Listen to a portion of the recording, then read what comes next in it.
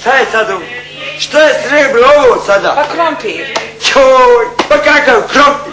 Pa ne znam, fiko naručuješ jutro počelo. Joj, majko, poluču ovo, kapanir glupci žica skroz. Sad bježe. Šta je ovo? Ko su ova dođe? Šta je ovo? Kopci, stani! Kopci, ovo, vidi. Ti, kreteni, konju jedan. Pa če si volan, mute? Joj, Pa če si jeboga ti? Dadine, dobro je da si ti. Padne mi na pluća, baba. Joj, dobro je da si ti pretrnuo se. Što, srebro? Joj, kad ne govori. Govori šta je ovo? Šta, bol?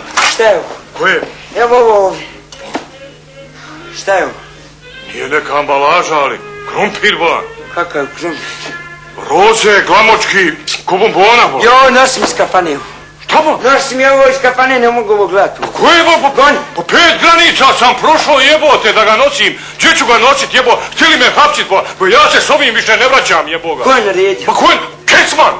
Kecman, jebo, on je sve zakuo i sad bi ga zadavio. Kecman, Fiko je to, Fiko je. Zato on pobjegao u Sarajevo. Sad se men kviker upalio. Vidi ove dvojice. Stani malo. Ajmo, Stani malo. Mrđa! Stani malo. Ukad me. Govori nešto. Ko su? Ko je ovo? To su moji, ba! Stefan! Ratko! Blat Dubrik! Zvani Nemanja! Ja! Svataš, ba! Nanu!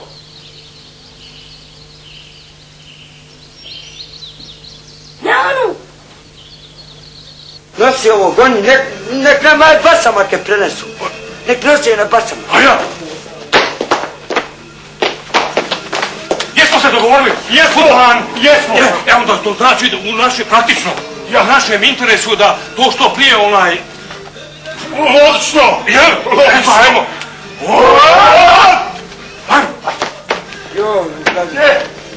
Ukadne. Čekaj, prvo onu tamo.